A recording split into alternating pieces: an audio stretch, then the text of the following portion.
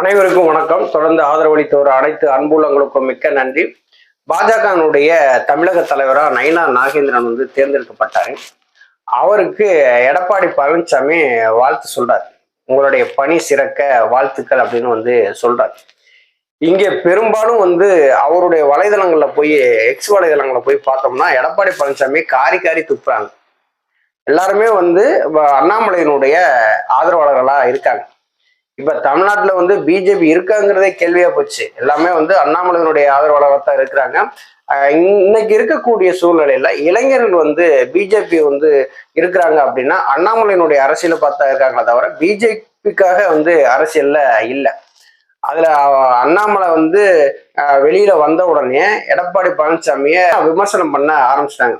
234 தொகுதியில் நீங்க நிக்கத்தானே போறீங்க, நாங்களும் பார்க்கத்தானே போறோம், நீங்க எப்படி வெற்றி பெற போறீங்கன்னு நாங்களும் பார்க்கிறோம் அப்படின்னு சொல்லி சவால் விடுற அளவுக்கு எக்ஸ் வலைதளத்துல பதிவுகளை போடுறாங்க.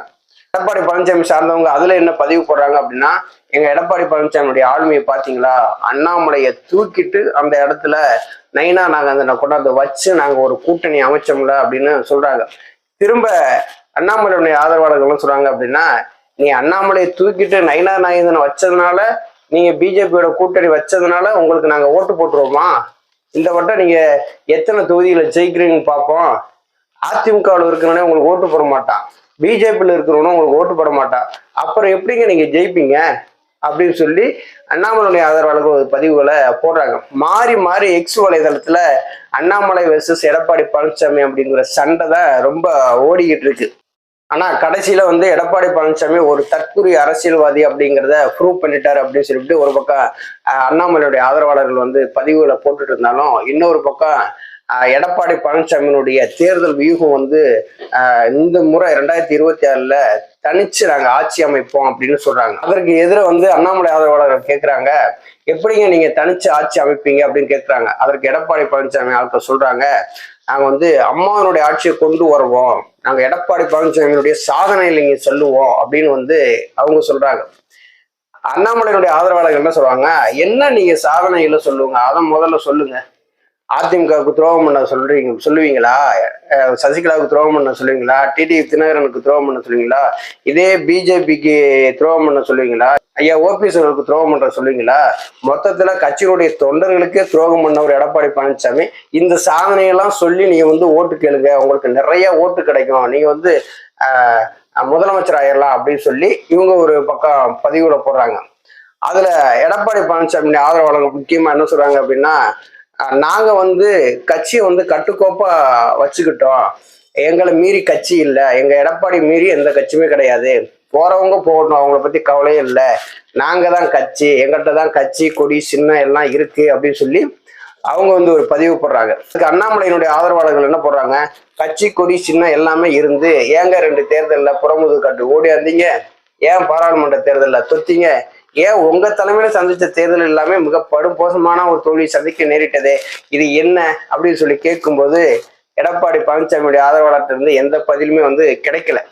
எடப்பாடி பழனிசாமியுடைய ஆதரவாளர்கள் இப்ப என்ன மாதிரியான உருட்டுறாங்க அப்படின்னா, எங்களுக்கு திமுக தான் எதிரி, நாங்க திமுகவை வீழ்த்தணும், அதுக்காக நாங்க எடப்பாடியார் ஒரு ராஜதந்திரத்தோட ஒரு கூட்டணி அமைச்சிருக்காரு அப்படின்னு சொல்றாங்க.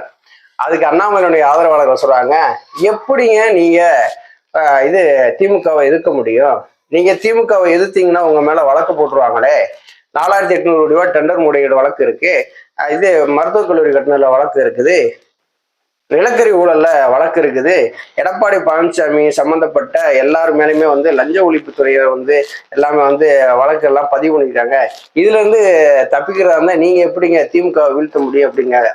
அதுக்கு எடப்பாடி பழனிசாமி ஆதரவாளர் சொல்றாங்க, அதெல்லாம் நீங்க சொல்லாதீங்க, நாங்க திமுகவை வீழ்த்துவோம், திமுக வீழ்த்துறோமா இல்லையா பாருங்க, பிஜேபி கூட்டணியோட சேர்ந்து திமுக வீழ்த்துவோமா இல்லையான்னு மட்டும் பாருங்க அப்படின்னு சொல்லிட்டு மொட்டையா சொல்றாங்க.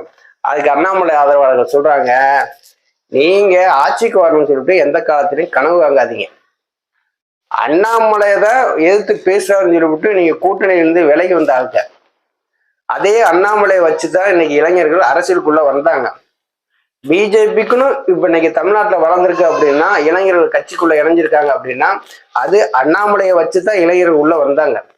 எங்களை போன்ற இளைஞர்கள் பிஜேபிக்கே ஓட்டு போட மாட்டான், அதிமுக வந்து பிஜேபியோட கூட்டணி சேர்ந்துச்சுன்னு சொல்லிட்டு அங்க இருக்கிற தொண்டர்களே ஓட்டு போட மாட்டாங்க. அப்ப எப்படி நீங்க ஜெயிச்சு நீங்க வந்து திமுக வீழ்த்துவீங்க, அதிமுக ஆட்சி அமைக்கும்? இதில் நீங்க சொல்றதெல்லாம் நம்புற மாதிரியா இருக்கு. உங்களுடைய உருட்டுக்கெல்லாம் வேற இடத்துல போய் உருட்டுங்க அப்படின்னு சொல்லி காரசாரமான ஒரு பதிவுகள்லாம் போட்டுட்டு இருக்காங்க. இதுல ஏன் இப்படி காரசாரமா விமர்சனம் பண்றாங்க அப்படின்னா, அண்ணாமலையே நாங்க தூக்கிட்டோம், நயினா நாகேந்திரனை நாங்களே கொண்டு வந்துட்டோம், நாங்க தான் ஆளுமை அப்படின்னு சொல்லி எடப்பாடி பழனிசாமி புகழ்ந்ததுனால வந்த விமர்சனங்கள் தான். நன்றி.